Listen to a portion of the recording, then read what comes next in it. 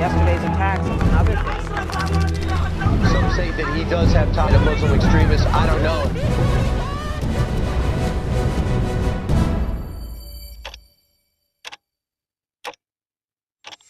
An unbelieved truth can hurt a man much more than a lie.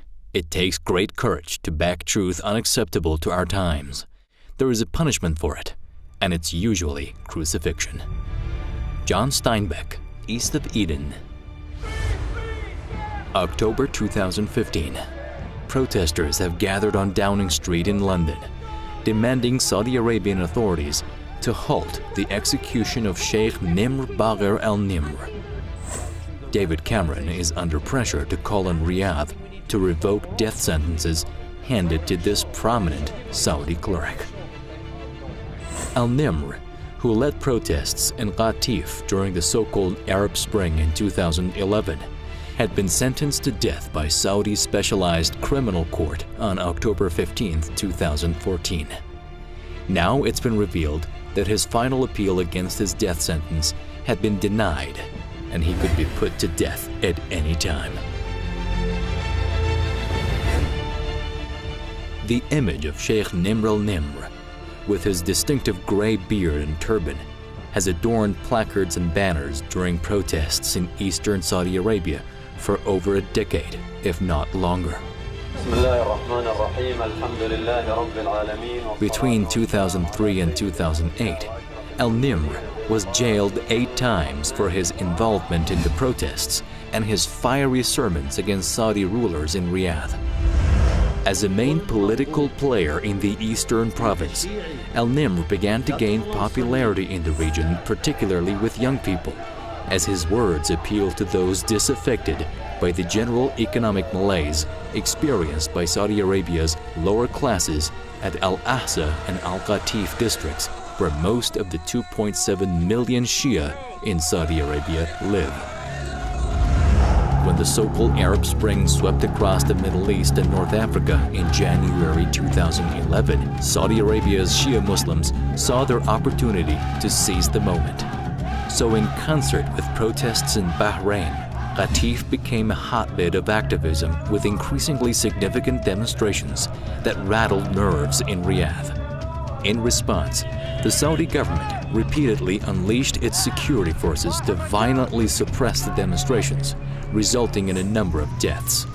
In the meantime, as a vocal supporter of the Qatif protests, Al Nimr gave a speech to position himself at the forefront of the protest movement.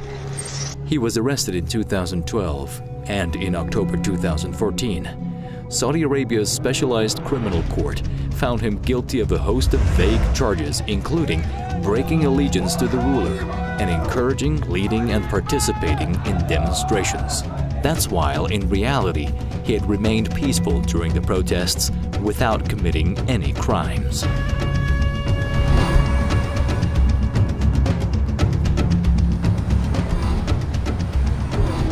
On October 25, 2015, Al Nimr's final appeal against his death sentence was denied. As is custom in Saudi Arabia, the authorities do not reveal dates of executions until after they have taken place.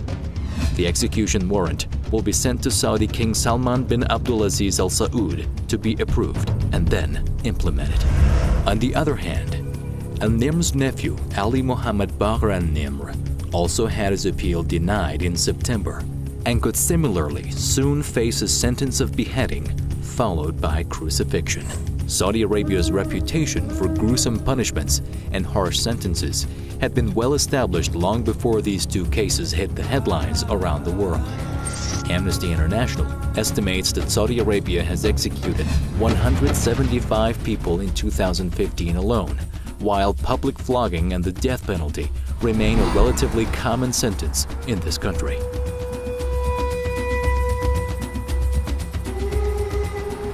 The Nimr's case was more highlighted by Jeremy Coburn in his inaugural speech as Labour leader in September 2015. My first message is to David Cameron. I say to him now, a little message from our conference, I hope he's listening.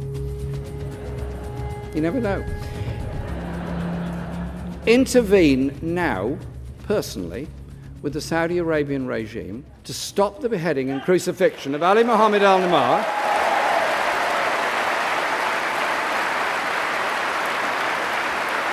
who is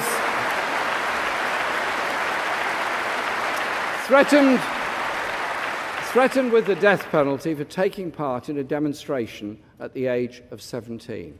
And, while you're about it, terminate that bid made by our Ministry of Justice to provide prison services for Saudi Arabia, which would be required to carry out the sentence that would be put down on Muhammad Ali Al Nimr. The publicity surrounding the case prompted Saudi Arabia to angrily call for the international community to desist from intervening in its judicial system. Saudi Arabia's ambassador to the UK, Mohammed bin Nawaf bin Abdulaziz, warned that the criticism could damage Riyadh's business dealings with Britain.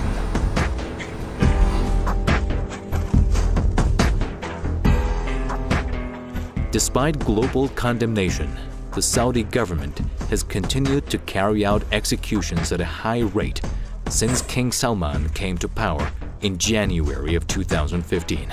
According to Amnesty International, Saudi Arabia has one of the highest execution rates in the world.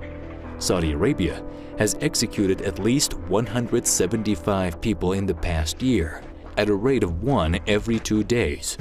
The kingdom killed 102 convicted criminals in the first 6 months of 2015 alone.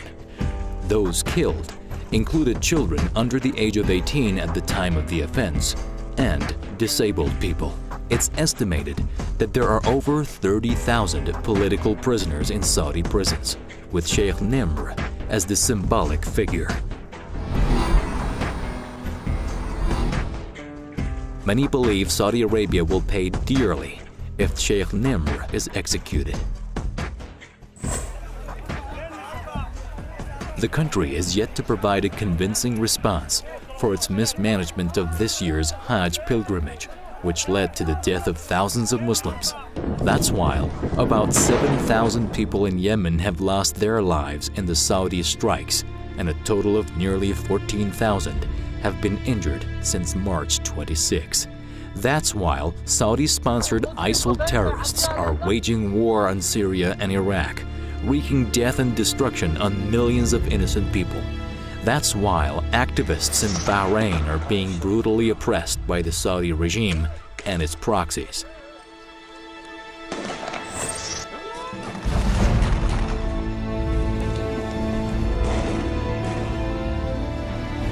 And when it comes to home, the Shia community has been repeatedly victimized by the heavy-handed, often murderous tactics of Saudi security forces. Saudi Arabia perhaps remains the world's leader in systematic and institutional oppression of its own citizens. And yet Britain has sponsored and supported Saudi Arabia's application to be part of the United Nations Human Rights Council. As we, in November, did a deal with the Saudis that we would back them joining the Human Rights Council of the United Nations, providing they backed us. Now, this sounds a bit squalid for one of the most human rights abusing regimes on earth. Well, Saudi Arabia is a member of the United Nations, but we completely disagree with them. Why did you want them inside the human rights? Well, we completely disagree with them about the punishment routines, about the death penalty, about those issues. Well, why did we do this deal then? I mean, they're not the right sort of people to be doing any sort of a deal on human rights. Well, we totally oppose their record in that area. Why did we do it? Well, I say we totally oppose their record. No, but why did we do it? Well, I've answered the question. Well, that isn't an answer, is it? I mean, we had done a horrid deal.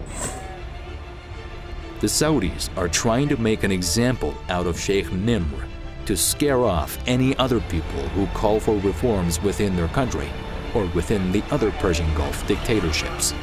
But they should be very careful of the tipping point.